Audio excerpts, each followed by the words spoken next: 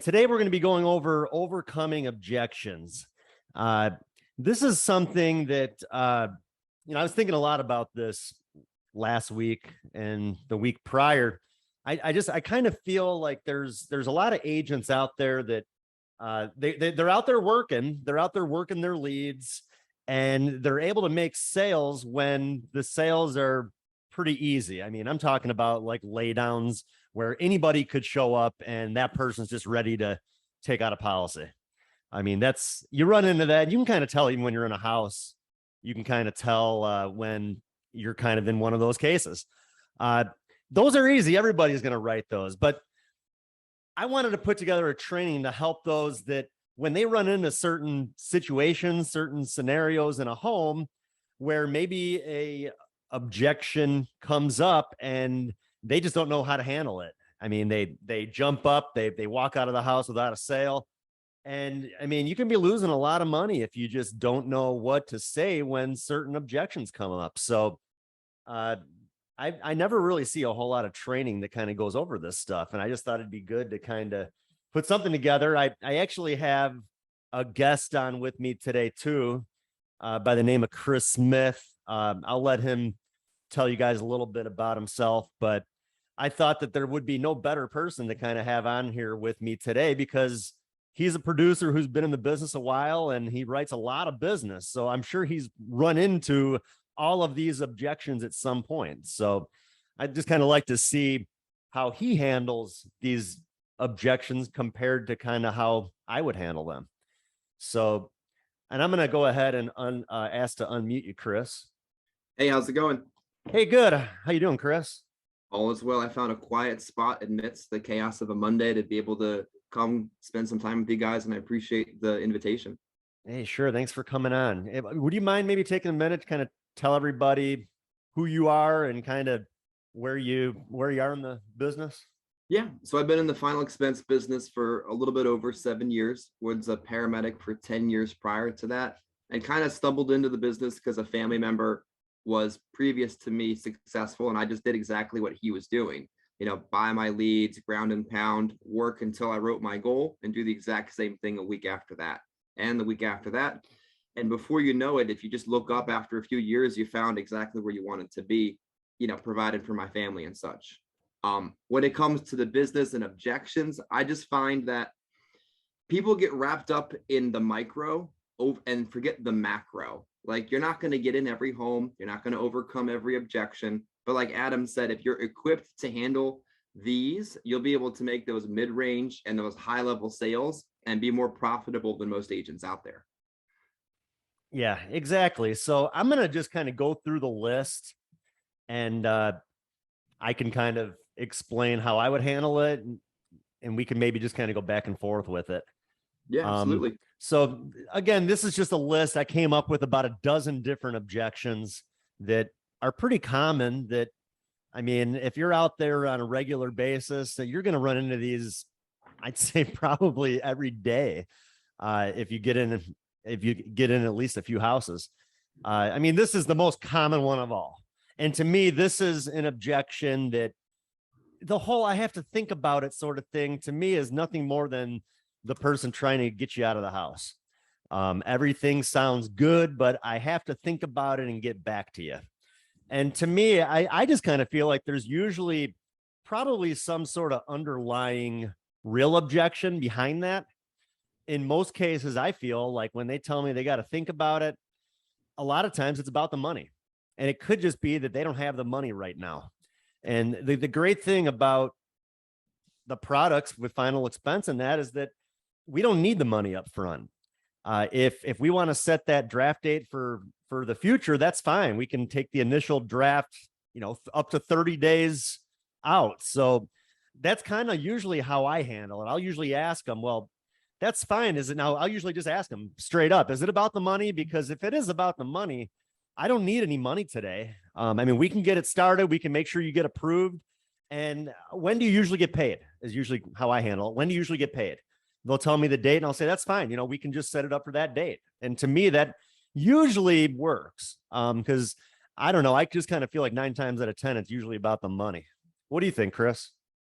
Yeah. So It all comes down to likability, trust, and rapport. I could probably give you a quick answer to what to say when they say that, but understanding the root cause is more important. If they don't like you, they're not going to buy from you in most cases. If they don't trust you, they're not going to give you their social, their bank account, or their kids' names. And if you don't have any rapport with them, then the whole thing breaks down. And then the money part as well. People are less likely to push back and give you any objection if you formed rapport, you kind of got them to like you, and they trust that you know what you're talking about. So understanding that everything starts with this root issue makes overcoming any other objection a lot easier. When somebody says something to you like, I need to think about it, what I've always found works to overcoming an objection is to re-ask the objection. So Adam, let me make sure I understood what you said to me just now so I didn't miss anything. What you're saying to me is you think that you need to think about it. And generally what happens is then they're going to give you the real problem. Well, it's money, it's I don't understand, it's something else. The first thing somebody says really isn't always the real issue that they're having. Yep. No, I agree. Kind of like I was saying, there's always some sort of underlying thing that is the true reason behind it's not just that they have to think about it. But I agree with you. If you do your part and you kind of go through everything and build that rapport, and yeah, you just got to do your part and you can't miss anything.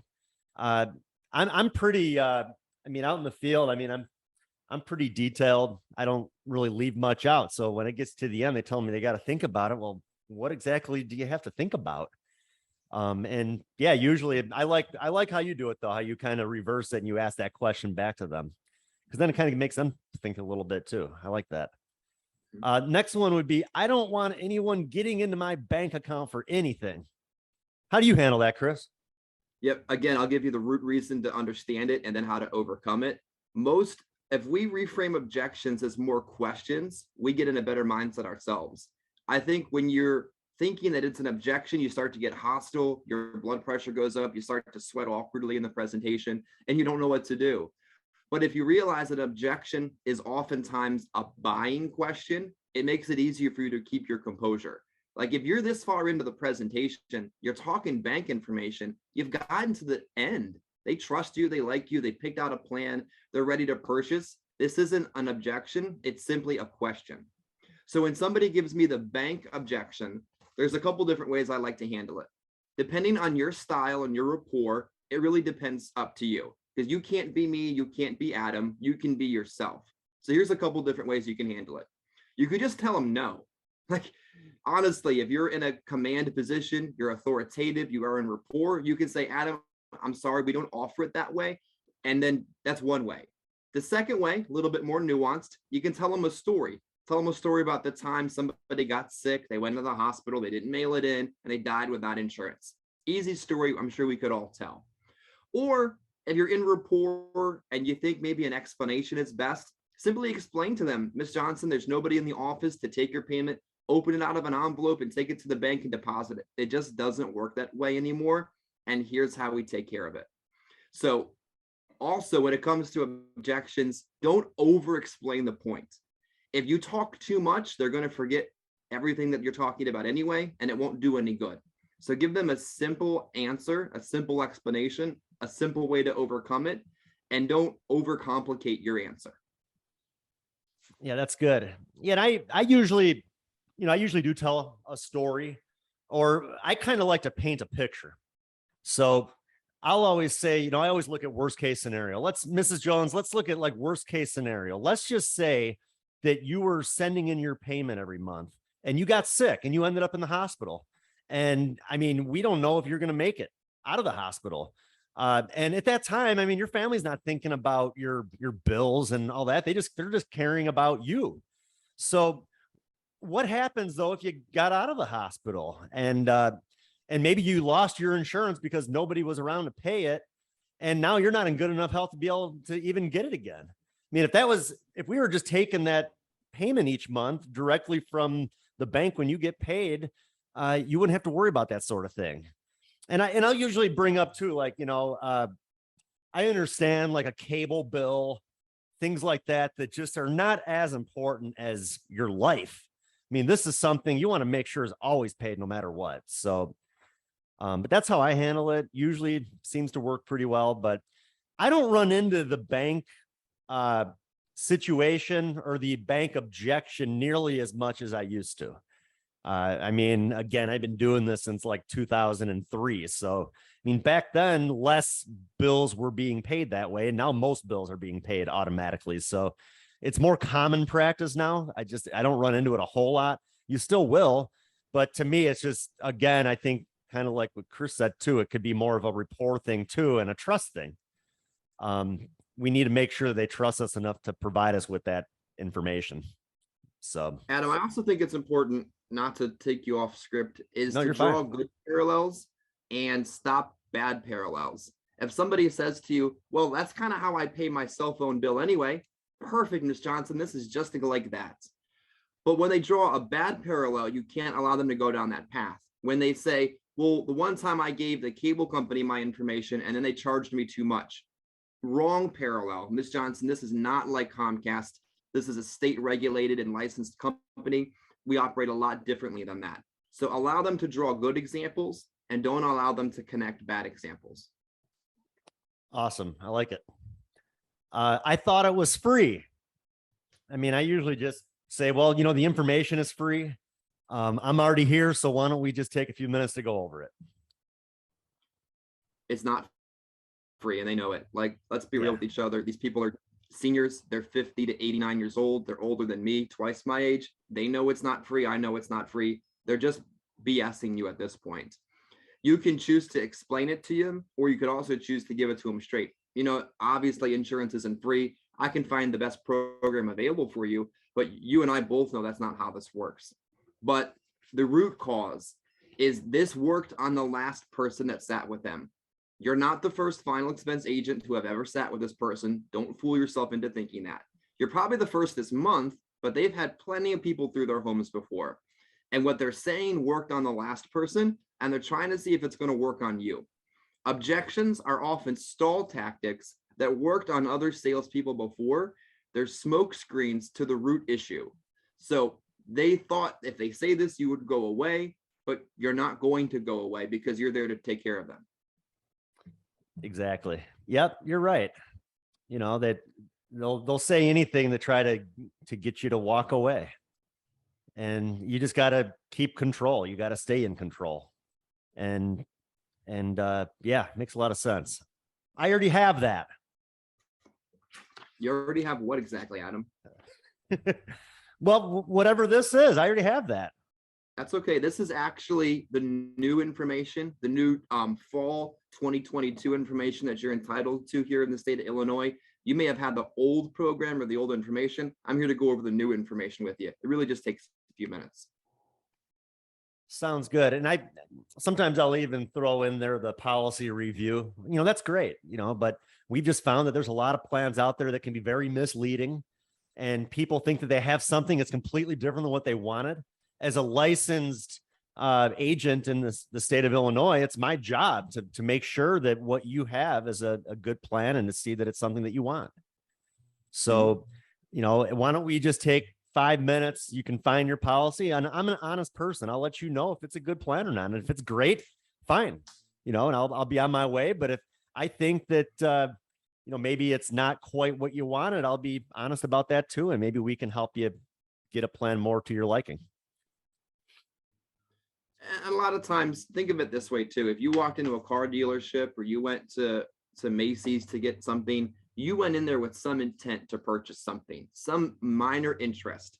And the first thing somebody says when they walk up, first thing you say when someone walks up to you is, oh, I know, I'm just looking. No, you're looking to buy something, but it's a knee-jerk reaction that you say, no different than your potential client says. I already have that. Don't fall into the trap that they're digging you in the presentation. The further you fall into it, the further you're going to get from the sale. So don't fall too far into what they're saying. Yeah. I mean, you know, there's a reason that they sent the card in. I mean, there really is. And a lot of times, again, it's like they're afraid of taking out another policy, I guess. But, you know, we just kind of have to overcome these things. Can you come back? I mean, you know, you get that all the time. Can you come back? I gotta go pick up my grandkid at school in an hour, or I have a doctor's appointment. Everybody always has doctor's appointments. You have to have the mindset, especially with door knocking, that you're going to get in the home or get kicked out. That's it. You're going to get in the home or you're going to have the cops called on you. You're going to get in and give a presentation or you're going to throw the lead out. As soon as you start allowing be-backs, you're never going to be in front of anybody that week. These people are not busy. They're home, they're retired, they've got nowhere to be and nowhere to go. If they're walking out of their home with their keys in hand and they're wearing a work uniform, then maybe they're actually busy, but they're not busy. I had a lady 2 weeks ago. Oh, this isn't really a good time. An hour and 10 minutes later, I finished. It was a perfectly fine time. You can't come back because you have other people you need to see, other places you need to go, other families that need your help. Your job is to find the people that want what you have. You can't come back. Yeah, I mean, to me, it's like a game. I mean, now they know who you are and why you keep showing up at their house. And more than likely, if they tell you to come back, they're just not going to answer the door when you come back. Mm-hmm. So, Guaranteed. And that's too, I mean, even, follow-up business. I mean, how much business do you even write on follow-ups? Hardly any. I mean, these people, the second you leave, it's like they forgot you ever existed. You got to make sure if you can't close it while you're there, you kind of have to have that mindset. If I don't close it while I'm here, I'm probably never going to see this person again.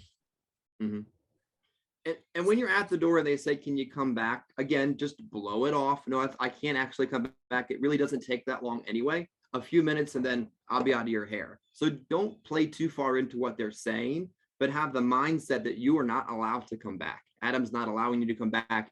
Put the blame on somebody else. I'm sorry, Ms. Johnson, my manager doesn't actually allow us to come back. He's only got me in this area for just today, and I've got to go over this information with you. And since it only takes a few minutes, did you want to sit inside or outside today? Perfect. I was just wondering what it was about. Just wondering what it was all about. Wondering what my job is simply to explain the information to you, answer any questions that you have. And then at the end, you're really not under any obligation to do anything, but I am obligated to explain it to you. So I'm happy to go over what it's all about right now and then keep going in your conversation. Yeah, it's amazing. Just a little thing like that could kind of turn an agent not knowing what to do. And yeah, I mean, that's why I'm here to explain this to you. And you just said it and I wanted to repeat it. I always like the phrase, that's actually why I'm here. It buys you time to say something after that. When it comes to objections are oftentimes boxing matches, and it's whoever lands the last punch stays in the ring. So the phrase, Adam, that's actually why I'm here. If you can put that in the back of your head and use it when you need something to say, buys you time to say something real afterwards. So I love the phrase, that's actually why I'm here, to explain what this is all about today. It's as simple as that. I need to talk to my daughter before I do anything. I usually, I try to bring up that sort of thing even before I get through the presentation.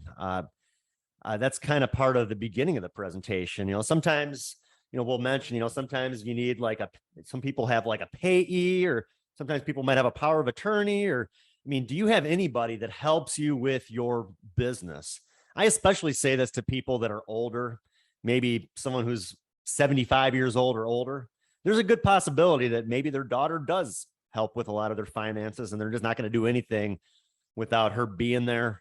But yeah, I'm going to try to get that out at the beginning, if anything. But the way I'll handle it, if they bring it back up at the end, well, everything just sounds great, but I can't do anything without talking to my daughter first. Again, I always like to paint a picture.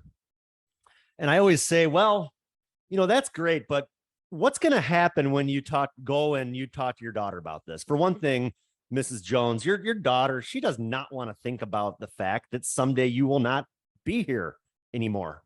And she's going to tell you, don't worry about that, Mom. We got it handled. We'll take care of it. You don't need to worry about taking out that policy. And then you're not going to do this, but that this is in your daughter's best interest. So I think what you need to do is you need to just go forward with it today and think of this as like the last gift that you're going to be leaving your daughter. And when you're giving somebody a gift, you don't tell them about it. You don't tell them what it is before they open it. So just think of it as the last gift that you'll be leaving your daughter. And when she passes away, she'll be happy, or I'm sorry, when you pass away, she'll be happy that, that you did this for her. And that usually seems to work pretty well. I look at it like this, and Adam said it, and we both say it. So if two people say the same thing, oftentimes it's the truth. Objections are oftentimes bombs that you walked by earlier in the presentation and didn't diffuse. Taking an objection and putting it on the table before they can have it allows you to address it before they can have it. And I think if you have an objection that you constantly deal with and you constantly lose a sale for, whatever it is, if you bring it up first, now they can't bring it up either. So if it's the bank, if it's the kids, if it's come back later, you bring it up, you address it, and you take care of it so they can't say it later. Think of it like this. Adam, I've heard this before from potential clients of mine, and I never really understood it, but maybe you can help me understand it, as if we're in the sale right now. I heard someone say to me last week, they needed to talk to their daughter about it. But you know what's strange, Adam, is they paid their own bills, they managed their own rent, they did all their grocery shopping, they lived independently without asking permission to do anything. So in my opinion, I don't think they needed to ask their daughter. I think they needed to take care of their business. Adam, how would you deal with that? And you've just taken the objection, you've slammed it on the table, you've taken it away from them, and now they can't say it, and you've answered it before they do. So objections, whatever ones they are on the screen, are simply ones you didn't handle ahead of time. Now, remember, oftentimes an objection is a smoke screen as well. It's not the truth, but once you hear it come up multiple times, you know it is the truth. If they keep saying they need to talk to their daughter about it, call their bluff. That's fine, Ms. Johnson. Let's actually call your daughter. We can do it on FaceTime, Google Meets, over the phone, whichever she's comfortable with. I'll explain it, you'll explain it, and we'll see if we can get a thumbs up from her to go ahead with this program. And guess what? If it's a real thing they're saying, they're going to call their daughter. And I've done it. I've given the presentation with the daughter on FaceTime, and she said, Mom, go ahead. This makes sense. And if they're just BSing you and this is not the truth, they won't call anybody, leave, and go find somebody else to talk to. All right. I never do anything on the first visit. Well, the cool part about this isn't as complicated, Adam, as many other things that you might be comparing it to. This is simply whole life insurance. You pick out a plan you can afford. I get it set up for you. You pay X, and when you die, they pay Y. It's really super easy. If there's something about what I said you don't understand, let's explain it again to you. But this isn't something that needs a ton of thinking. It's a real basic kind of conversation we're having. So was there something you don't understand about what I explained today? Yeah, I like that. Yeah, that's, sometimes that's just, again, that's just, they set that in their mind because they want to get you out of the house. Yeah, I like the way that you handle that. And again, it's not true. They do plenty of things on the first visit. They buy their groceries the first time they go to the store. This is an emotional purchase. Again, forget the fact that this is not a logical purchase by any means. The people that we deal in emotion. So of course they're going to do something that's important to them on the first visit. So don't believe what they're saying. Why didn't you call me before just showing up? Adam, we did actually try to call. My office probably called quite a few times this week. And if you're anything like me, you don't answer strange numbers. And I'm here to make sure you get this information that you have requested. It really just takes a few minutes. Did you want to sit outside or maybe somewhere inside? Yeah, that's exactly how I handle it. Same thing, whether I called or not ahead of time. I mean, we don't answer phone calls from numbers we don't recognize most of the time. I'm sure you would agree. Well, I had tried calling a few times and, I just wasn't able to reach you. And I had some other people in the area to see. So I just figured while I was out here, I'd try catching up with you. And yeah, it takes about 5 minutes. Can I come in? So pretty simple. This is one that you wanted to add, and I've run into that too. How do you handle that, Chris? I need to pray on it. I don't hear that a lot, but I know it's a common, not common, but heard of objection in other parts of the country. I would simply say, Adam, did you want to pray on it privately, or would you like to bow our heads and we can do it together? And do it. I can step out and you can pray, or we can do it together. Which would you prefer? Yeah. I mean, if it's really the case, then they would do it right then and there. Yeah. If they tell you that, well, we want to pray tonight. It's they just want to get you out of the house. Exactly. So, that's good. Let's put our hands together and say a prayer for it. Yeah. And here's the truth about objections. Again, root cause kind of information. There's no real objection until you've gotten to price. What they're doing up and until that point is they're giving you diversionary comments to take you off of your straight line presentation. Until there's an actual number on the page, they're not objecting to anything. They're distracting you. So keep that in mind and don't be diverted off of your course by some of the crap they might say along the way. And the next one is, I can't afford it. And again, we kind of like what you said earlier. If we bring up a lot of this stuff ahead of time, it's kind of hard for them to come back with, I can't afford it. And I actually, in my presentation, I talk about affordability. And I mentioned, you want this to be there for your family when they need it. And if you can't keep up with it, it's not going to be. And I'm already figuring out different numbers, and I'll just start throwing them at them. As far as affordability goes, based on about how much coverage I feel like they need. I mean, is $90 to $100 a month affordable, or is that outrageous? And if they say, oh, that's just outrageous, well, then I'll drop it down by $10. How about 80 to 90? How about 70 to 80? How about 60 to 70? Sooner or later, they'll tell me about what they can afford. And then I'll put together 3 options that are within that $10 range. It could be 8, 9, and 10,000. But then when I put it in front of them, they can't say, well, I just can't afford that. What do you mean you can't afford it? You just told me that you can handle $60 to $70 a month. So that's how I do it. How do you handle it, Chris? The reality is they can't afford it, and you can't ever allow yourself to think they can't afford it. My average premium is $72 a month, and I can prove that statistically for years. People that want it can afford it. If they're saying they can't afford it, it's actually your fault. You didn't build up enough value. You didn't build up enough urgency. They don't like you and they don't trust you. People can afford the things that they want, irregardless of how much they make. And I don't mean this in a disrespectful sense, but how many times have you seen a luxury vehicle in the hood? Plenty of times. Logically, they can't afford this, but they want it, so they buy it. The first time I ever heard Miss Betty say to me, she had been on more cruises than I had, and I made 10 times the amount she did. I'm like, of course they can afford whatever they want. They can afford it. It's your responsibility to make them want it, make them understand they can't get it tomorrow, and you're the person to get it from. Good stuff. Hold on. There's a few others too. And anybody who's on the call, if there's other objections that you've run into that we don't have on here, put them in the chat box. And I'm sure that there's scenarios that either me or Chris have run into at some point.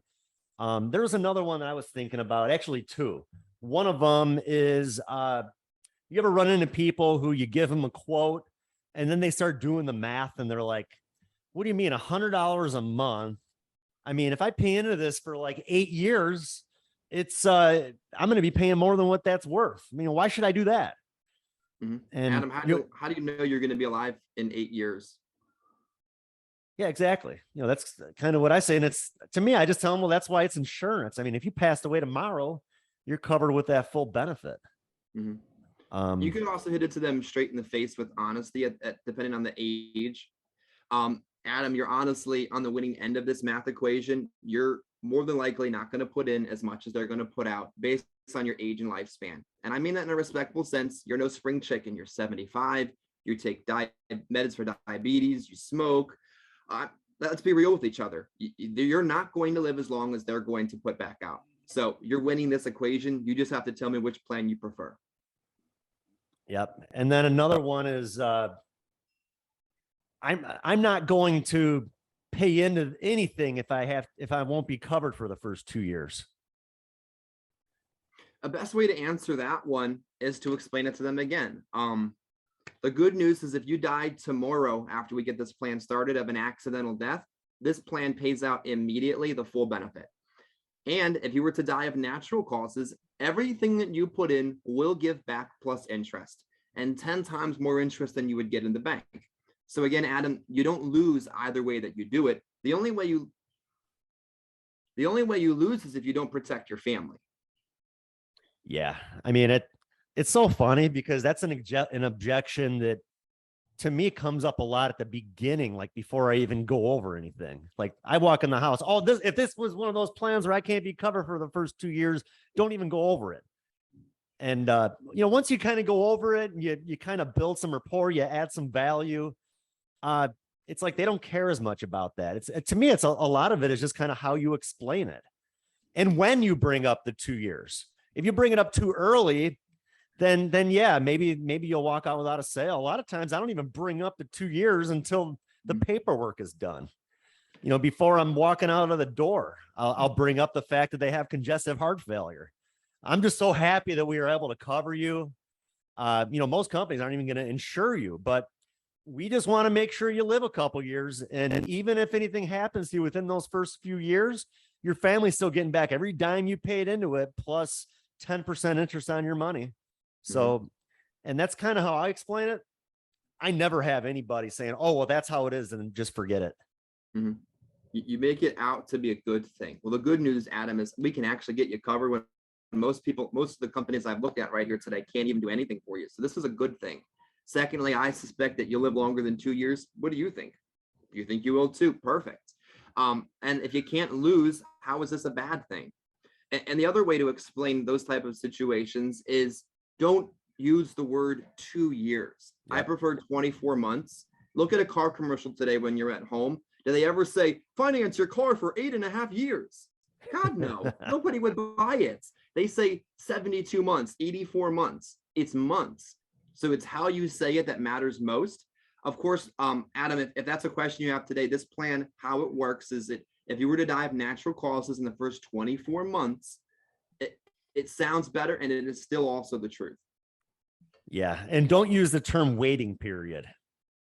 They're not waiting for anything. They're covered. Yeah. I've heard people say, oh, there's a 2-year waiting period. Like, well, that's a turnoff. Why would you say that? No, I do the same thing. I usually say 24 months, and I'll bring up the fact that, even like right now, it's August. I feel like we just celebrated New Year's. I mean, time goes so fast anyways. I mean, unless we get that clock started right now, I mean, before you know it, we're going to, that 24 months is going to be passed anyways. Mm-hmm. So let me see if I have anything else in here. I saw some stuff in the chat box. We got one question about, I only want to be cremated. You want me to take that one first? Sure. Or do you want to do it? Yeah, you can do that. Remember, what you sell can be dressed up in any different dress that you put it on. The money that they get when they die doesn't simply only have to be for final expenses. Yes, of course, that's the market that we're in. But if Patricia, they say, I only want to be cremated, well, perfect. This money, the beginning portion of it will be set aside for your cremation, and any monies left over will go to your family to deal with what happens next. Because it isn't just about what happens when you die. There's a lot of adjusting your family is going to have to do afterwards. And this plan is going to help with both aspects of that. So dress that lady up into different outfits if you need to. It isn't just about money for burial or cremation. Yeah. And I mean, again, even if they're going to be cremated, I mean, cremation costs money too. So, I mean, I'll go over the different methods of cremation, I guess you could say. Like if they just want a direct cremation, if they want to have a memorial service, if they still want to have a visitation where they'd have to rent a casket and prepare the body. Let's figure out exactly what you're looking for when it comes to cremation, and we'll put a plan together to make sure that there's enough money there to cover all of that. And I talked about this a couple of weeks ago. There's a website that we found that we use. It's called parting.com, Parting, parting.com. You go on there, you can plug in a zip code and you can put in whether they want to be buried or cremated. And it will give you the prices, the average prices at like all the funeral homes in the area. So you can find out what funeral home they're using. If they don't know what funeral home they're using, you can kind of break down the different options. But to me, it shows that you know your stuff and it adds value. And then they know that they have enough coverage for what you're there for. So to me, it's just all about adding value and separating yourself from other people that have already been in the house that haven't done any of that are just going in and talk about face amounts and rates all the time. And realistically, whatever the cost of cremation is today, you can explain to them, you're only 56, you're going to live another 30 years potentially. How much is it going to cost in 30 years? Like it might only be $1,500 for a direct cremation, but 1,500 times 30 years, this $10,000 plan will be just enough then. So people get very caught up in the today. I only need 10,000 for my funeral today, or I need this today. I don't want it today. Very rarely do your final expense clients think about 30 years from now. So keep that in your mind as well. Yeah. Just bury me in the backyard. I mean, you get that every once in a while. And I'm like, that's not really what's going to happen. I mean, to me, that's, and I'll even say something like, that to me, that's kind of a selfish attitude because your family's not going to do that. Yeah. Just laugh how do you handle it? Just laugh it off. Adam, you don't even own this house. You can't be buried in the backyard. That's a silly thing to say. Next. Yeah. Like there is no backyard. It's not even a thing. And then just keep going from there. Yep. Hey, Adam, Andy, man, I got a question. Sure. Now and then, does the customer ever bring up competition, and do you address that in a nice way? I would say, depending on the situation, Mr. Johnson, my job is to take care of the situation today. I found one of the best plans available for you with one of the best companies that I've ever worked with in the industry. And I can explain to you, yes, the stuff you see on TV is whole life insurance, but it's the kind that costs way more than what we deal in, and oftentimes doesn't even start right away.